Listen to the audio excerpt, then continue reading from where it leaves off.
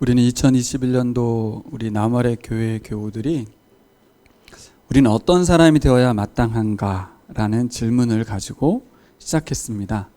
작년 연말에 베드로 후서의 말씀 속에 나와 있는 그 메시지가 우리에게 2021년을 시작하는데 도움이 되었습니다. 이 질문을 가지고 보니까 성경 볼 때마다 그 답이 계속 써 있는 거예요. 그리고 마땅이라는 단어가 계속 다가오는 거예요. 마땅하다, 마땅하다. 참 좋은 질문인 것 같습니다. 질문을 잘 갖고 있으면 답을 잘 찾을 수 있을 것 같아요.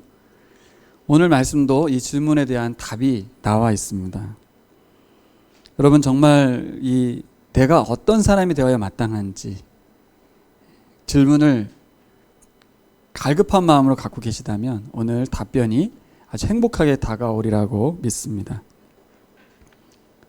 왜 그럴까요? 그 답변대로 살면 되는 아주 쉬운 이야기이기 때문에 그렇습니다.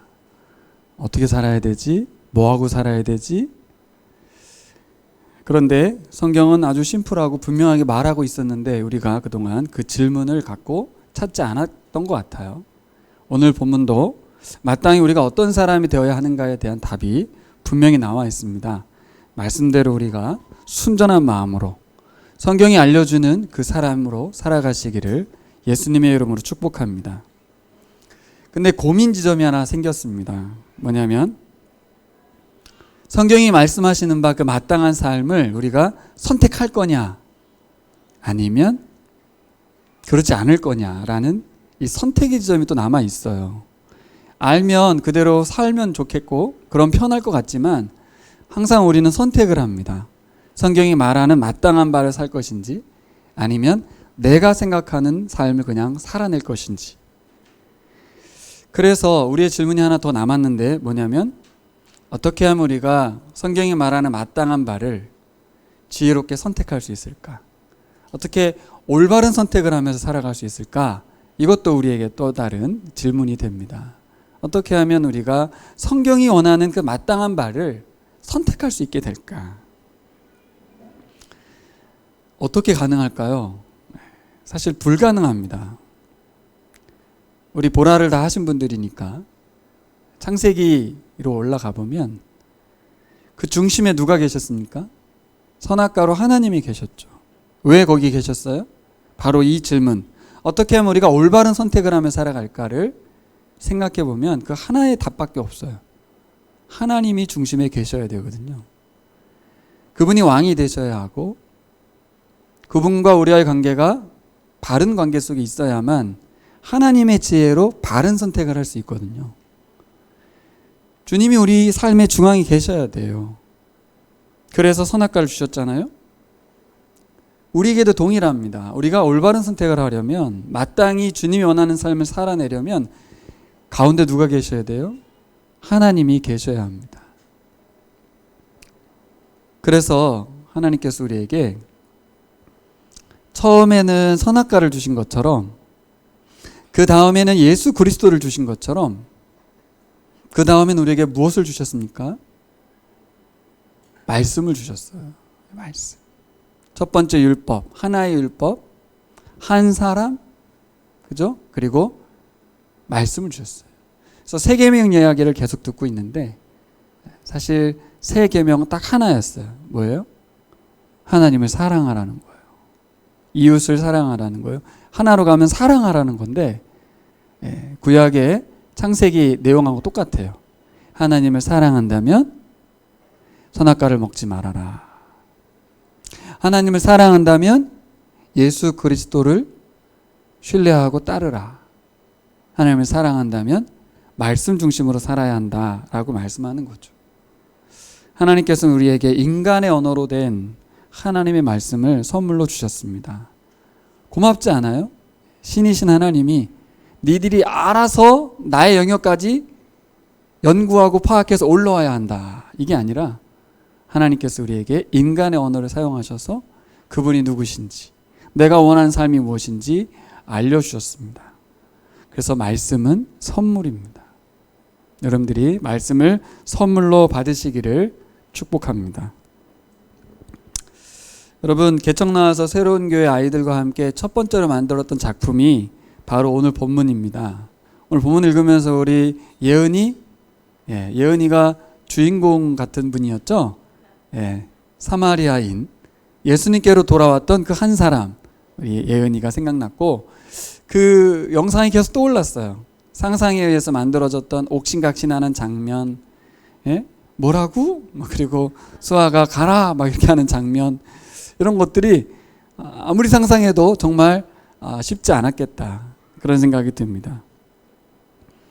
우리가 너무 잘하는 오늘 이야기가 뭐 얻을 게 있을까? 그렇지만 오늘 새롭게 다가오는 은혜가 있기를 소망합니다. 우리가 마땅히 어떠한 사람이 되어야 하는가를 물으면서 점검해야 될 것이 하나 있는데, 바로 나는 누구인가입니다. 나는 누구인가. 오늘 설교 제목으로 잡아보았습니다. 오늘 말씀은 3명의 부류를 보여주고 있습니다. 어떤 분들인지 한번 살펴보고 싶습니다. 그러면서 나는 누구인지, 그 3부류 중에 어떤 부류인지, 그래서 여러분, 주께서 원하시는 바로 그 마땅한 사람 되시기를 축복합니다. 첫 번째 사람은 바로 10명의 나병 환자들 중에 한 명입니다. 누굴까요? 사마리아인이 아닙니다. 사마리아인일 수도 있습니다. 근데 저는 묵상하면서 한 가지 발견했어요. 신기하다. 뭐가 신기할까요? 10명이나 되는 사람이 다 같이 예수님께 살려주세요, 긍휼을 베풀어 주세요 라고 말하고 있는데, 설교 준비하다가 묵상이 됐어요. 신기하다. 10명이나 되네. 1명도 아니고 2명도 아니고 3명도 아니고. 여러분, 10명 끌어모아 보세요. 다 같은 마음으로 하나님께 살려주세요를 구할 10명을 모으기가 어렵습니다. 10명이나 되는구나. 여러분, 나병은 하나님이 천벌을 내리셨다고 하는 천형이라고 불렀습니다. 그러니까 이것은 뭔가 부모가 잘못했든 자기가 뭐 잘못됐든 하여튼 이것은 하나님께 벌 받은 거예요. 그리고 죄인이 당하는 형벌인 거예요. 천형이라고요. 사람들의 인식 속에 마땅히 받아야 될 형벌로 인식되는 이 질병 가운데서 자포자기하면서 그냥 고통과 아픔에 살아가야 되는 사람들, 예루살렘과 사마리아 중간 언저리에 있는 마을에 같이 모여서, 유대인들에겐 치욕스럽죠. 사마리아인과 함께 살지 않고 개 취급하는 인간들, 개와 사는 거예요, 여러분. 개와. 뭐 때문에? 나병이 들었다는 이유로 치욕스럽게 살아가는 거죠.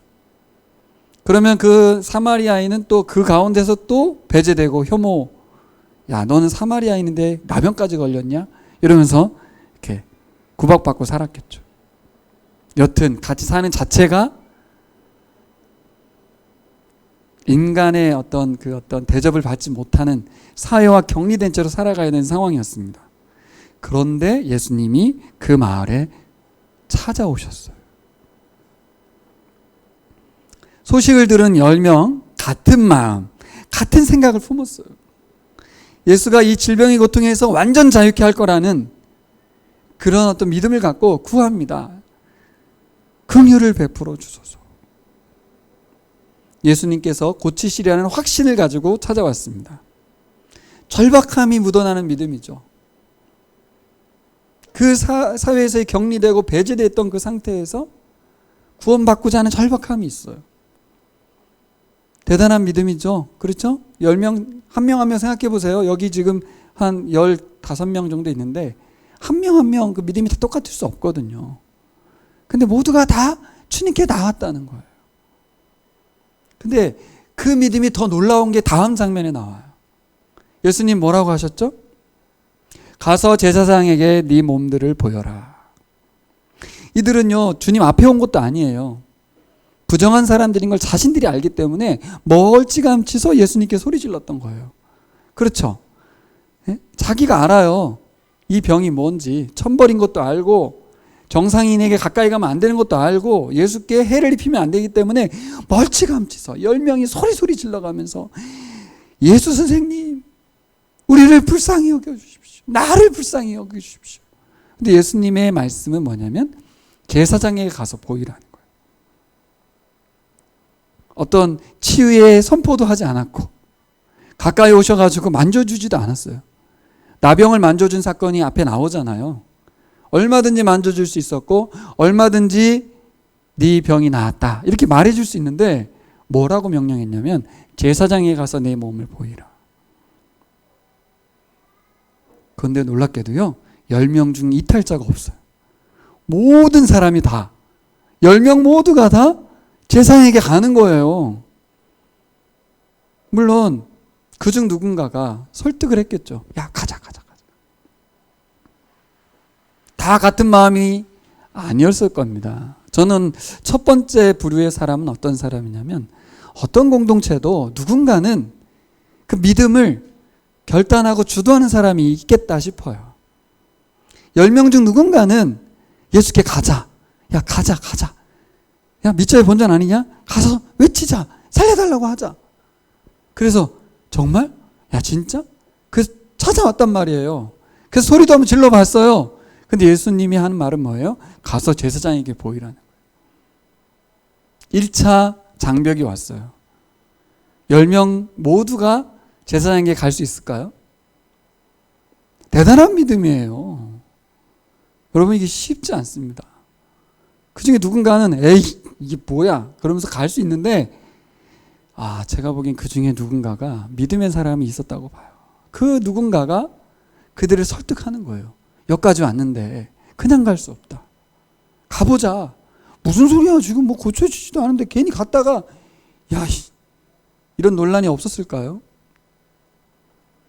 결국 공동체에는 믿음의 사람이 한 분 계시고 그분이 영적 영향력을 미치는 거다. 근데 그 영향력이 10명 모두에게 갔다는 거예요. 대단한 거 아닙니까 이게. 여러분 이런 분 되시길 예수님의 이름 축원합니다. 이 시대에 필요한 거예요. 나아만 장군 낳은 이야기하고 똑같죠? 그 나아만 장군이 낳을 때 엘리사에게 가서 보이라고 할 때 갔더니 뭐라 그래요?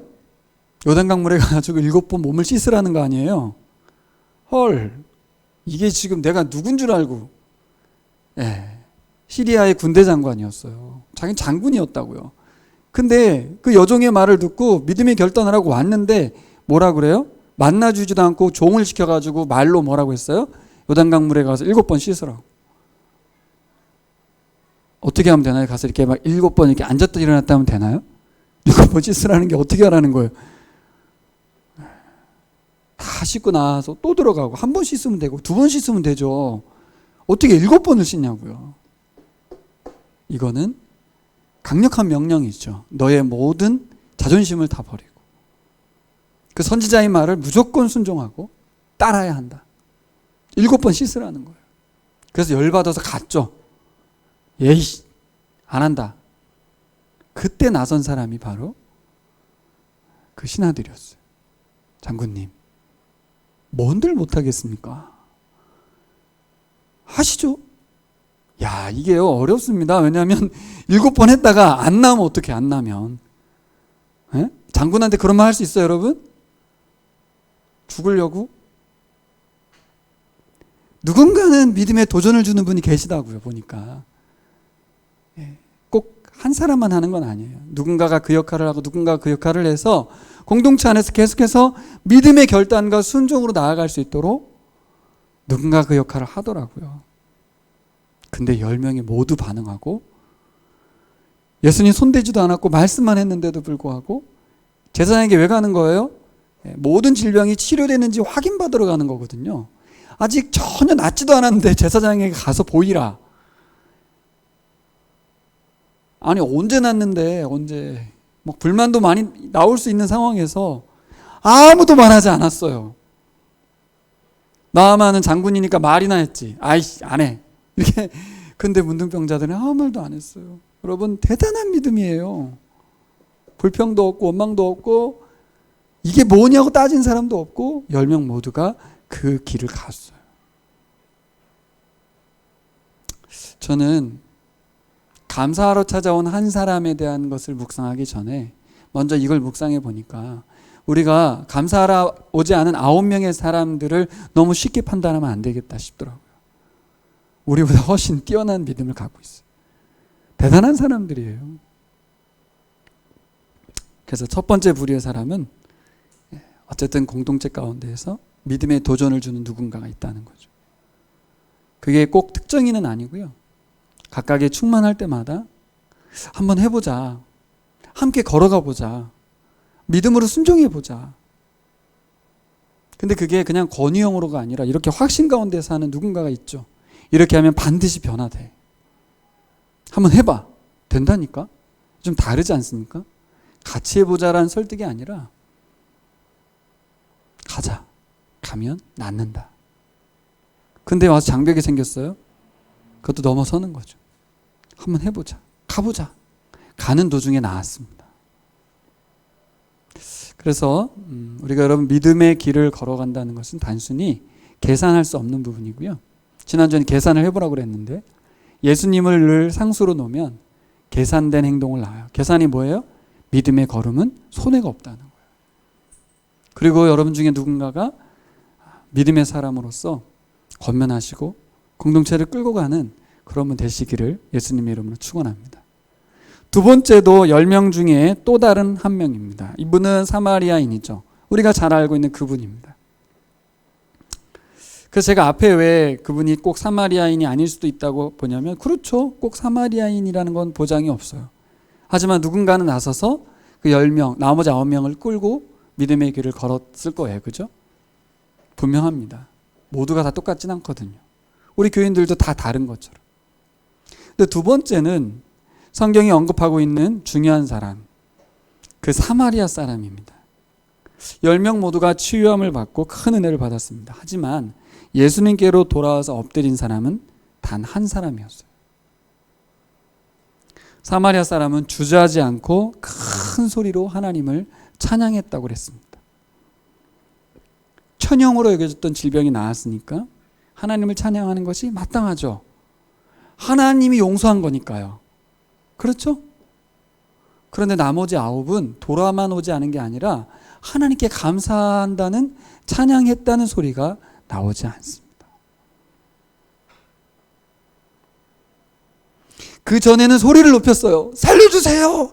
예수 선생님. 막 목소리 높여서 막 시끄럽게 떠들면서 10명이 시끄럽게 떠들었는데 질병이 치료되고 나니까 나머지 9명은 찬양을 하지 않았고 한 사람만 큰 소리로 찬양했습니다. 왜 9명이 입이 닫혔을지 저도 잘 모르겠어요. 성경은 좀 동화책같이 이야기하고 있어요. 다 그랬을 것 같은데 딱 한 명만 하나님을 찬양했다는 거예요. 자, 이건 어떤 얘기예요? 그들이 소리를 안 질렀다는 얘기예요? 질렀죠. 야, 내 몸이 나았어. 서로 얼굴을 만지고 야, 네 눈이 돌아왔어. 그치, 예은아 그때 우리 연기할 때 그렇게 했잖아, 예은아, 그치? 네. 막 소리 지르고 그랬다니까요. 소리를 안 지른 게 아니에요. 그때 하나님께 감사한 사람은 한 사람밖에 없었다는 거죠. 아마 이유가 이게 천벌이 아니라고 생각해서 그랬는지 모르겠어요. 재수 없이 걸린 병이라고 생각했는지 모르겠어요. 하지만 어쨌든 한 사람만 자신에게 닥친 기쁨에 대한 탄성을 질릴 수도 있고 자신에게 닥친 어려움과 고통에 대해서 막 아프다고 소리도 지를 수는 있지만 큰 소리로 하나님을 찬양한다는 것은 그렇게 어렵다는 것을 보여주고 있습니다. 이것은 노력으로 되는 게 아니라는 걸 알려주고 있고 그렇죠? 딱 한 사람만이 그 얘기는 뭐예요? 이거는 자연스러운 반응이지 이게 어떤 명령이나 어떤 노력으로 되는 일은 아니라는 거죠. 그래서 강요할 수 없어요. 하나님을 찬양하세요 이렇게 할 수가 없다고요 지금. 근데 여러분 나머지 9도 하나님께 찬양 드려야 되는 것이 마땅하지 않겠습니까? 그렇죠. 다 같이 똑같이 구원을 호소했고 다 똑같이 천왕에서 노임을 받았는데 왜 이 한 사람만 하나님을 찬양할까? 그리고 그는 하나님을 찬양하고 그 자리에서 방향을 예수님께로 향했습니다. 근데 나머지 9명은 계속해서 제사장한테 갔어요. 제사장한테 갔다 온 게 아니에요. 이 사마리아인이. 예수님이 제사장한테 가라고 그랬는데 가다가 나머지 9은 제사장에게 가고 한 사람은 예수님께로 방향을 틀었습니다. 어서 빨리 회복을 확인받고 사랑하는 가족들에게로 돌아갈 마음이 충만했던 9명과 달리 이 한 사람은 예수님께로 향했어요. 무엇이 합당한 선택인 것 같습니까? 여러분 같으면 어떤 선택을 하겠습니까? 당연하죠. 우리의 본성대로 제사장에게 가라고 했잖아요, 예수님이. 가죠. 가서 빨리 확인 받아야죠. 근데 이 한 사람이 돌아왔단 말이에요. 자신들의 남은 인생의 길을 걸어가는 거죠. 9명은 그렇게 자기 인생길을 갔습니다. 하지만 사마리아 사람은 제사장에게로 향하지 않았어요. 갈 필요가 없어졌어요. 다시 말씀드릴게요. 제사장에게 갈 필요가 없어졌어요. 지금 제사장에게 가는 건 아무 의미가 없어요. 그 사람에게는. 이해가 되십니까? 그는 어서 빨리 예수님 앞에 가서 무릎 꿇고 엎드리려는 마음뿐이 없었어요.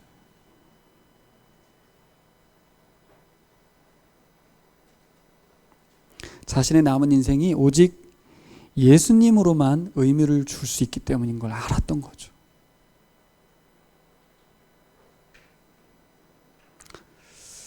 우리가 이 부분을 묵상하면서 곧장 적용에 들어갑니다. 과연 나는 이 한 사람인가? 아니면 9사람인가?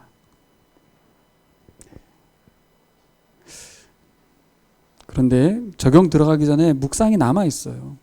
뭘 묵상해야 돼요? 여러분 다 묵상해 보셨습니까? 그 한 사람은 어떻게 예수님께 돌아왔을까? 내가 어떻게 하면 그 한 사람이 될 수 있을까?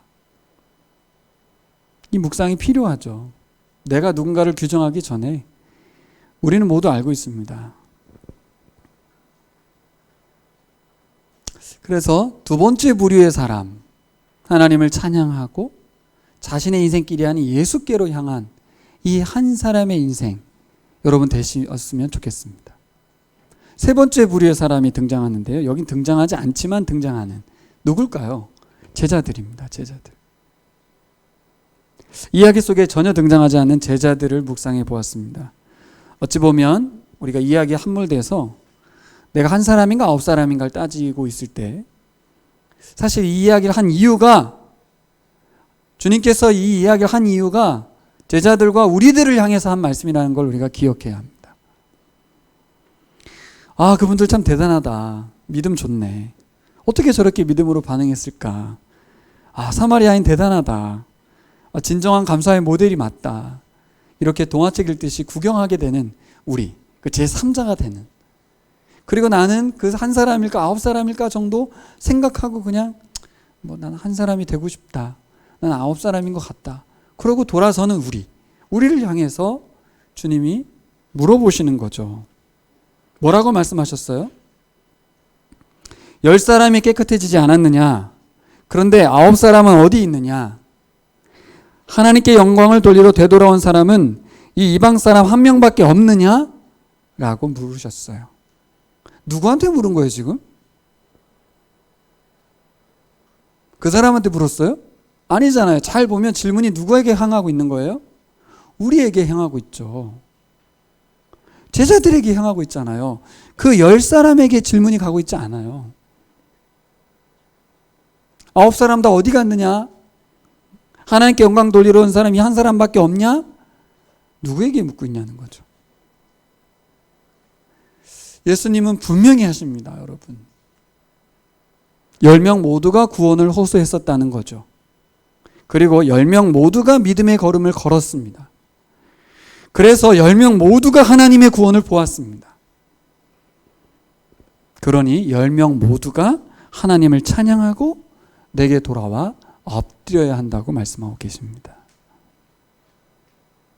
제가 회복력 있는 신앙 읽을 때 제가 첫 번째 발견했던 부분, 예수는 제자들에게 절대 복종을 요구하셨다. 이 말씀을 제가 말씀드릴 때 여러분도 생각을 할 수 있었잖아요. 다시 한번 발견합니다. 예외가 없습니다, 여러분. 하나님의 구원을 입은 사람 10명 모두 내게로 와서 무릎 꿇어야 된다는 거예요. 동의가 되시나요? 근데 우리는 예외의 인생을 사는 것 같아요. 보세요. 10명 중에 1명만 가잖아요. 예수님은 그걸 정당화시키지 않고 10명 모두가 와야 한다라고 말씀하고 계시다니까요. 우리가 성경 보는 눈이 달라져야 돼요. 이 땅에 예수님이 오신 이유는 이 10명 모두를 하나님을 찬양하는 예배자로, 하나님의 자녀로, 하나님께 헌신된 하나님 나라 백성으로 불러 모으고 계십니다. 근데 사람들은 자신의 길을 그냥 가요.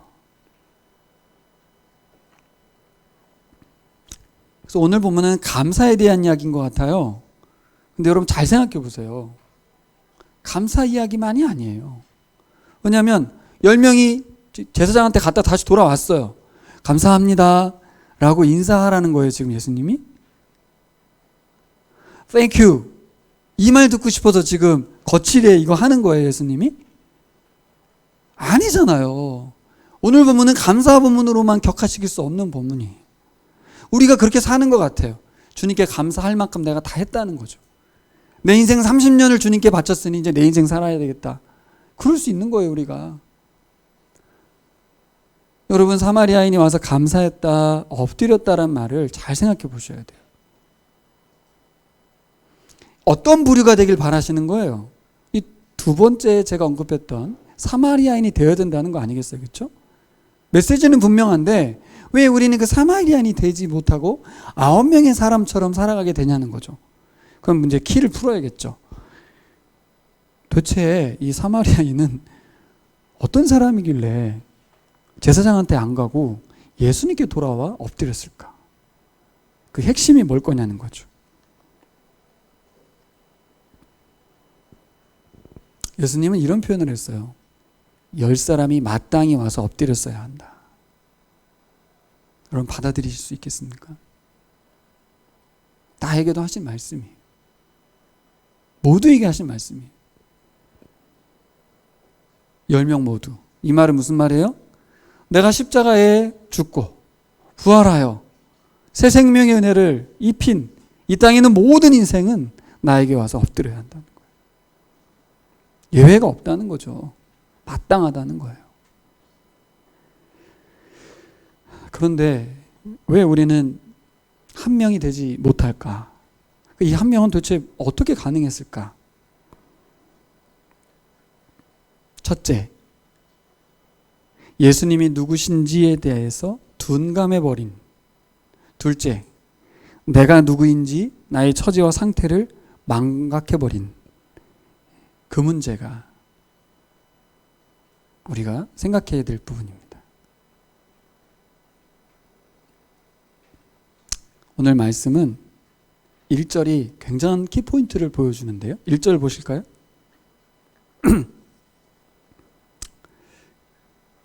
예수께서 예루살렘으로 가시는 길에 사마리아와 갈릴리 사이로 지나가시게 되었다. 성경을 잘 보시면 제가 이제 우리 교인들 모두에게 훈련시켜 드릴 텐데 이게 그냥 하는 말이 아닙니다. 진짜 배경만 되는 말씀인 것 같잖아요. 잘 보시면 예수께서 예루살렘으로 가시는 길이다. 이 말은 예수님이 십자가 지러 가고 계시다. 그걸 내포하고 있는 말이에요. 그리고 지금 예수님이 절대적인 사명을 감당해야 되는 이 마당에 어디에 들리셨냐면 사마리아와 갈릴리 사이로 지나가시게 되었다라고 하는 우연한 방문인 것 같지만 계획된 정확한 시간에 방문하신 사건이라는 거죠. 그러면 이건 뭐냐? 한번 들어가 볼까? 이게 아니라 십자가 지시기 전에 반드시 들려야 할 길, 반드시 감당해야 될 사역을 감당하러 그 마을로 들어가셨습니다. 거기가 어디입니까? 사마리아 땅도 아니고 예루살렘이 연결된 유대 땅도 아닌 중간 땅이에요. 그게 왜 의미가 있죠? 거기 나병 환자들이 살고 있는 마을이거든요. 사마리아인들은 유대인들에게 개취급당이던 누구도 들어가지 않는 그 땅. 그 땅에서도 나병이 걸려서 쫓겨난 사람들, 유대 쪽에서 나병 걸려서 쫓겨난 사람들이 어쩔 수 없이 모여 살고 있는, 세상에 누구도 주목하지 않는, 아무도 들어가서는 안 되는 그 땅에 제자들 데리고 들어가신 거예요. 이게 1절입니다. 예수님은 누구시죠? 잊으시면 안 돼요. 나를 찾아오신 분이에요. 누구도 나를 주목해 주지 않고 누구도 나에 대해서 관심 가져주지 않는, 그냥 아주 평범하고 평범했던, 성장 배경을 탓하며 환경을 탓하며 막 살고 있었던 그 나에게 어느 날 찾아오신 거예요. 그분이 예수님이십니다. 사단이 가져온 여러 가지 고통과 어려움을 겪으면서 고통받던 나에게 찾아오셨어요.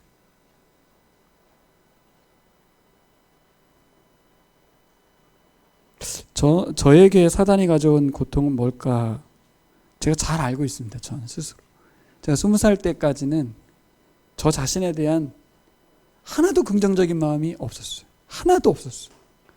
늘 비교당하고 비교하며, 그래서 최선을 다해서 사는 건 인정받고 싶은, 왜냐하면 사형제로 살기도 해서 힘들었지만 모든 걸 수용하며 살았지만 은연중에 저 자신은 저 자신에게 좋은 사람이라는 생각, 괜찮은 사람이라는 생각을 한 번도 해본 적이 없어요. 사단이 가져온 거짓말이죠. 예수님 만나고 바뀐 것입니다. 여러분들 앞에 서서 설교할 수 있는 사람이 아니에요. 늘 주눅 들어있고 늘 남 부러워하면서 살았던 바로 그 사람이에요. 강원도 산골에서 살았던, 그를 끄집어내셔가지고 의기소침하고 자조하면서 살았던 저에게 찾아와서 인생을 새롭게 빚어주셨습니다. 예수님은 저에게 그런 분이세요. 여러분에게 예수님은 어떤 분이십니까? 언제 찾아오셨고 어떤 상태에서 찾아오셨습니까?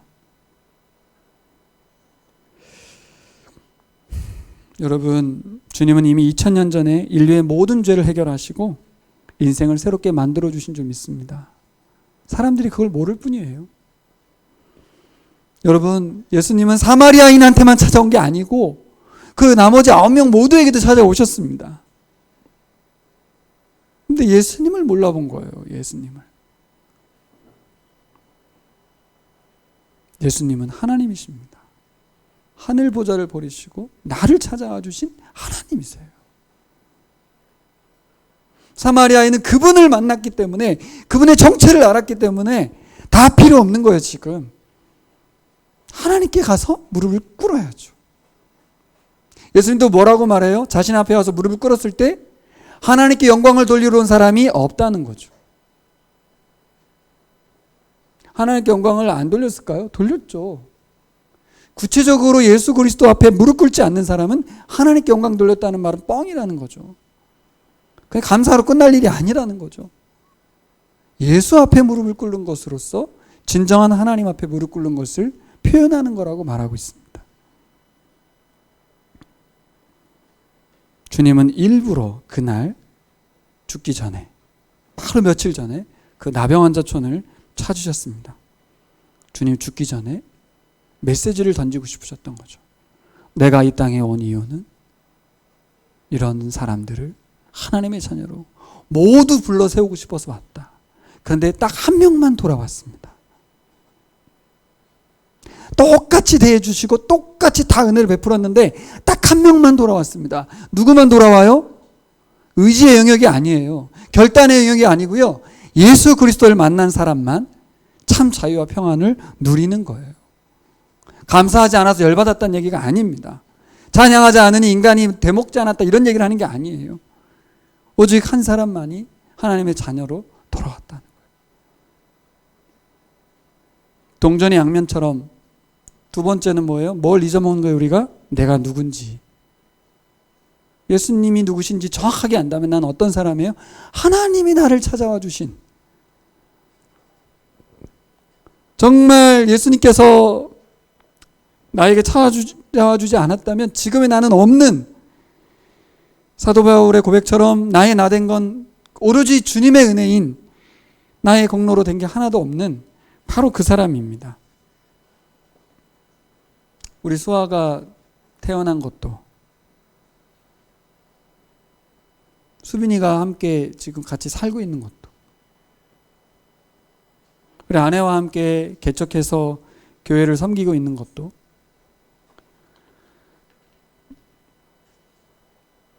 우리 사랑하는 우리 나무아래 교우들과 함께 나무아래 교회를 세워가고 있는 것도, 또 제가 참이 변변치 않은 사람이 청소년의 동역자가 되어서 묵상 사역을 하고 보라 사역을 통해서 사역자들을 돕고 세우는 이런 모든 일이 어떻게 가능합니까?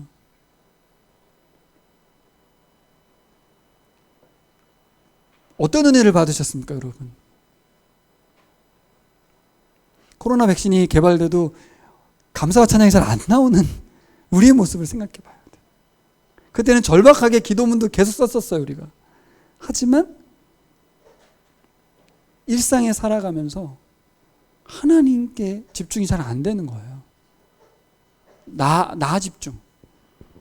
이미 아담의 선악과를 따먹은 것처럼, 내 중심에서 하나님을 몰아낸 것처럼 내가 왕돼서 살아가는 거죠.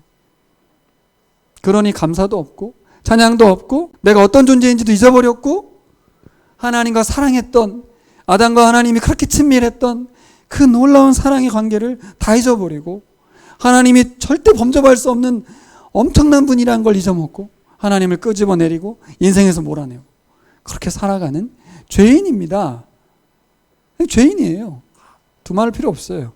천벌받은 죄인이라고. 할 말이 없어요. 사실 우리는 죽어 마땅한 죄인입니다.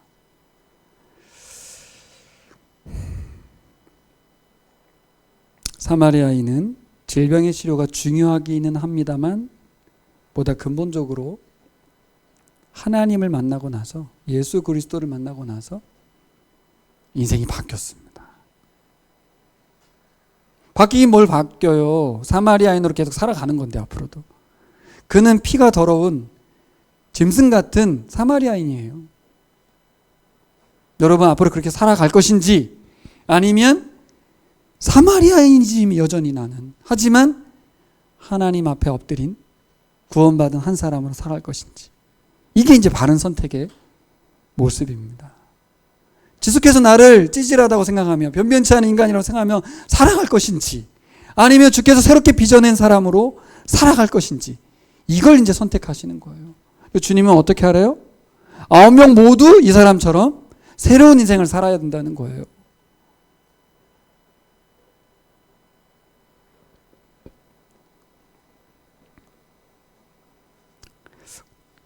오늘 본문은 감사의 본문으로만 다루기엔 너무나도 중요한 본문입니다. 사마리아인의 오늘 모습은 감사로만 볼 수 없고요. 왜냐하면 예수님께 선물 들고 찾아오지 않았거든요. 그리고 뭔가 예수님께 뭔가 표시하러 온 게 아니에요. 와서 그냥 엎드려 버리잖아요. 그냥 넙죽. 우리에게 필요한 건 바로 이거예요. 그냥 쫙 뻗는 거죠. 하나님 앞에, 내가 더할 나위 없는 그 하나님의 크신 사랑 앞에 그냥 쫙 엎드릴 수밖에 없고, 주님이 제 인생을 모두 사용하시고 책임져 주시고 인도해 주십시오 라고 맡기는 겁니다. 그때 예수님이 이 진정한 말씀을 주시죠. 일어나서 가거라. 내 믿음이 너를 구원하였다. 앞에 9명도 질병이 치료가 됐고요. 제사장에게 보였고 정상적인 삶으로 돌아갔을 것입니다. 여러분, 그게 구원 아닌가요? 아니라는 거죠. 예수님 뒤에 다시 말하죠. 일어나라, 가거라, 내 믿음이 너를 구원하였다. 진짜 구원은 이제 받았어요. 이게 뭐예요? 하나님의 자녀된 권세가 회복되는 것이고, 예수 그리스도를 통해서 하나님과의 관계가 회복돼서 그 친밀한 관계를 누리는 것이잖아요. 내가 사마리아인일지라도, 내가 10명을 죽인 살인범일지라도 그 죄에서 십자가에 예수 그리스도와 함께 죽고 다시 태어나서 새 인생을 사는 거죠. 그렇다고 10명 죽인 살인범이 뻔뻔하게 살 수 있습니까? 늘 죄송한 마음과 감사한 마음 표하며 사는 거죠. 늘 손가락질 당하며 살겠죠. 늘 사마리아인이라고 피가 더럽다고 조롱을 받겠죠. 하지만 발끈하지 않고 나를 받아주신 주님께 충성하며 헌신하며 사는 거죠. 여러분, 진정한 구원은 예수님을 만나는 것인 줄 믿습니다. 그분을 우리 삶 가운데 모시고 살아가는 동행이 진짜 구원입니다. 예수님 우리 보고 뭘 하라고 말씀하신 적이 없어요. 예수님 만나면 사람들이 하게 돼요. 예수님 이렇게 하라 저렇게 하라 말 안 해요. 자기들이 막 하는 거예요. 예수님 위해서 목숨 던지겠대. 선교사 되고 해외 나가고 식인종 마을에 가는 거죠. 누가 가라고 그랬어, 누가. 너희는 가서 모든 족속의 제자를 삼으란 말만 했지 식인종 마을에게 가라는 말은 안 했어요. 지가 가는 거죠, 지가. 누가 뭐 너 가 이렇게 한 게 아니라고. 예수님의 마음이 그들에게 있는 것 같아서 예수님처럼 나도 죽으러 가는 거죠, 죽으러. 왜요? 그것이 내 인생에 가장 가치 있게 느껴지는 삶이 되었기 때문이지 그렇게 하라고 한 적은 없습니다. 여러분, 9명을 보니까 9명은 자신들의 필요를 채워주니까 더 이상 주님이 필요하지 않은 그런 사람들 같습니다. 감사하고 그냥 끝나는 사람. 감사합니다. 너무 고맙습니다. 하고 자신의 인생을 그냥 살아가는 사람. 여러분, 우리가 주님이 우리에게 뭔가 필요를 채워주시는 분으로만 계시지 않고 진정 우리의 왕이 되셨으면 좋겠고 우리의 주인이셨으면 좋겠습니다. 예수님 만난 사람 반드시 사마리아인처럼 묻지도 따지지도 않고 순종할 뿐더러 이어지는 모든 삶 가운데 예수님께 모든 인생의 가치를 드릴 수밖에 없는 줄 믿습니다. 그래서 이번에 우리 MMTS 5분이 함께하고 우리 기존에 3명이 해서 우리 교회는 반 정도가 훈련을 받는데 내년에도 뭐 있겠지만 훈련의 시기가 중요한 건 아닌 것 같고 어떠한 마음으로 내 삶을 감사로 드릴 것인가 해서 첫 번째 우리를 평신도 선교사로 부르셨다는 그 확신 가운데서 꼭 해외 파송 선교사 받을 마음으로 한번 훈련 받으시면 어떨까 싶어요. 마음이 달라지면 모든 게 달라지거든요. 이거를 꼭 무슨 훈련 자체가 해외 선교에 가서 문화 적응하기 위한 여러 가지를 다 배우는 건 아니지만 마음만 바뀌면 수료하면서 내 정체성이 바뀔 거예요. 나는 선교사다. 그래서 나는 평범한 삶을 살 수 없다.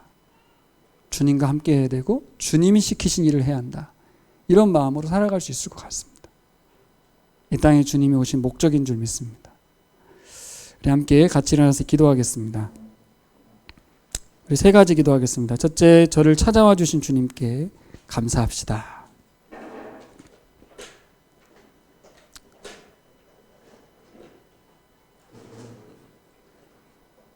두 번째, 예수님 누구신지 내가 누군지 다시 알려주셔서 감사합시다.